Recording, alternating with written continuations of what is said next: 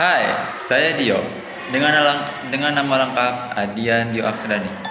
Dengan NIM 24070151053. Fakultas Agama Islam dengan mata kuliah Fikih Kontemporer. Yang dimana diajar oleh dosen Gusniati. Prodi Pendidikan Agama Islam. Baik, di sini saya akan membahas mengenai perceraian. Perceraian yang akan saya bahas yakni mengenai lonjakan pada masa pandemi COVID-19. Yang akan kita bahas ini yakni pertama itu isunya atau masalahnya. Yang kedua, kita akan membahas mengenai identifikasi masalah fikihnya. Kemudian yang ketiga, kita akan membahas mengenai dalil syariah. Ya. Kemudian yang keempat, kita akan membahas mengenai pandangan ulama. Dan yang kelima, kita membahas mengenai fatwa atau regulasi. Yang keenam, kita akan membahas mengenai analisis keluarga atau sosial. Yang ketujuh, kita akan membahas mengenai maqasid syariah. Dan yang terakhir, kita akan memasuki kesimpulan.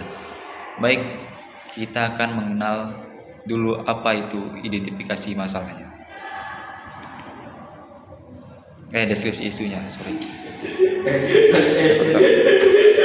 Nah, yang kita tahu bahwasannya pada saat COVID-19, masyarakat Indonesia itu mengalami beberapa kendala, seperti kendala mengenai ekonomi, kendala mengenai pekerjaan, dan lain sebagainya.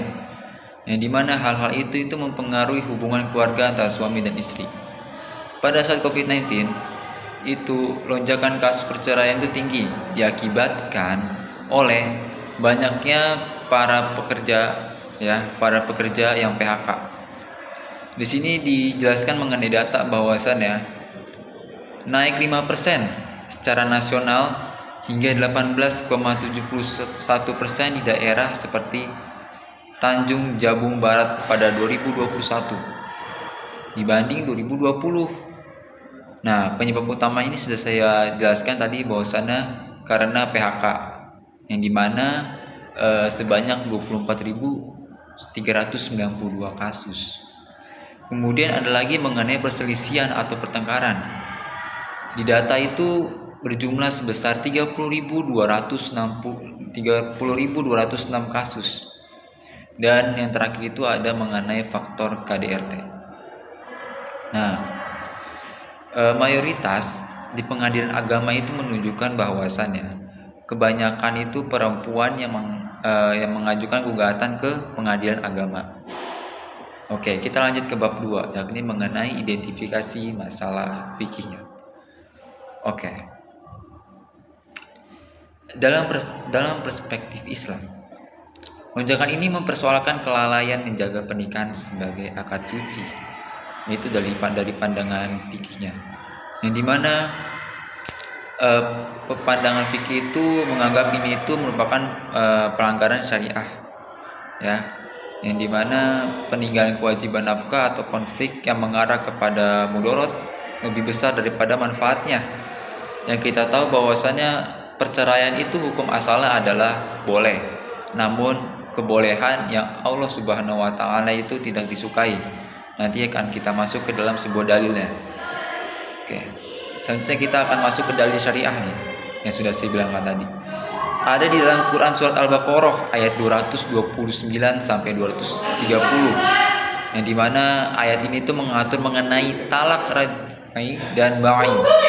Serta ada juga di dalam Quran surat Al-Baqarah ayat 227. Ya.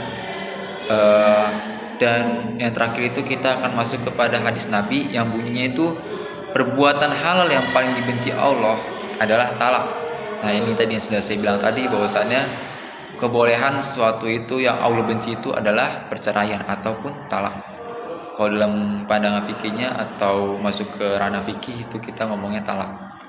Nah, hadis ini diriwayatkan oleh Abu Daud. Kemudian kita masuk ke pandangan ulama.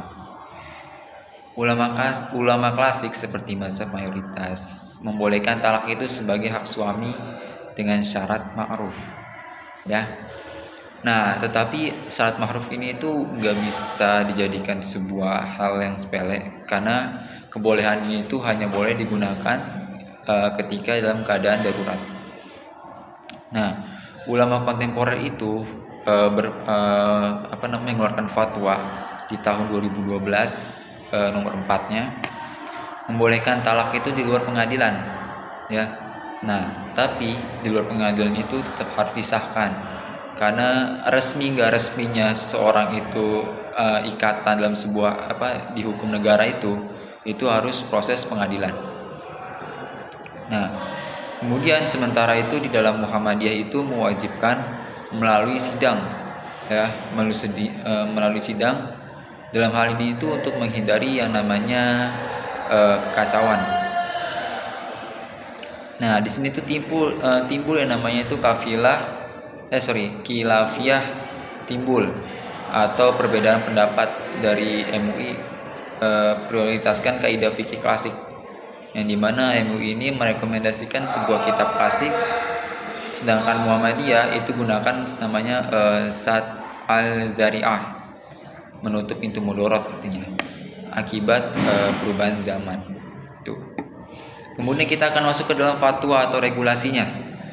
Nah, di fatwa ini yang sudah tadi kita singgung sedikit, bahwasannya MUI itu mengeluarkan sebuah fatwa pada nomor 4 tahun 2012 tentang talak tadi di luar pengadilan agama, yang dimana mengharuskan pengesahan di pengadilan agama sesuai KHI pasal 39.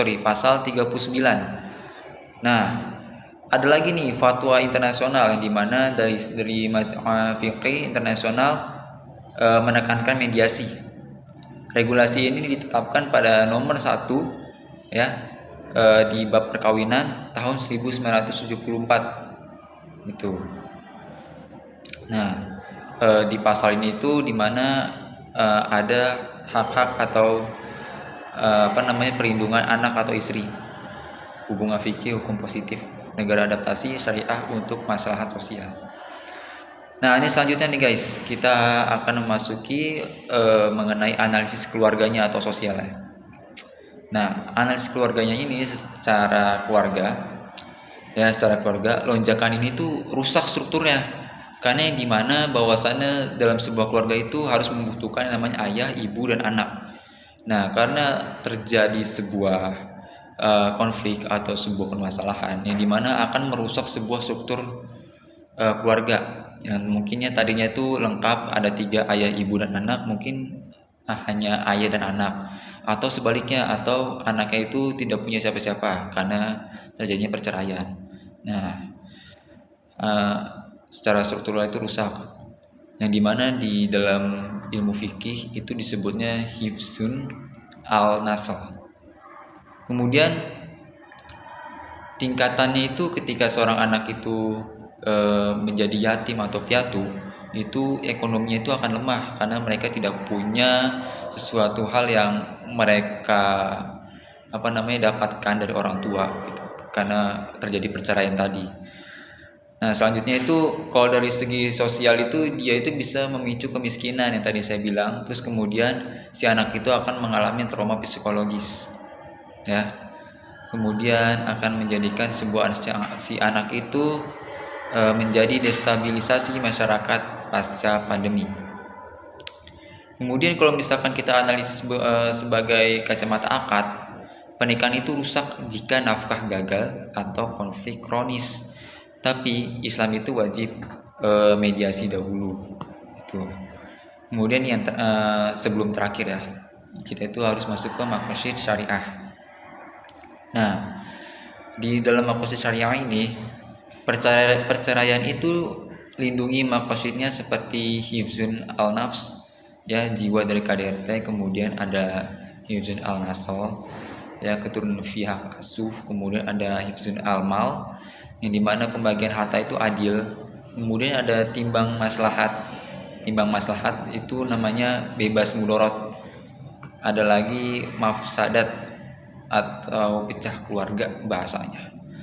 Nah, lonjakan ini tuh diancam oleh hifzun al-din, yang dimana yang artinya itu moralnya rusak, karena dampak jangka panjangnya itu generasi itu rentan kena mental, ya.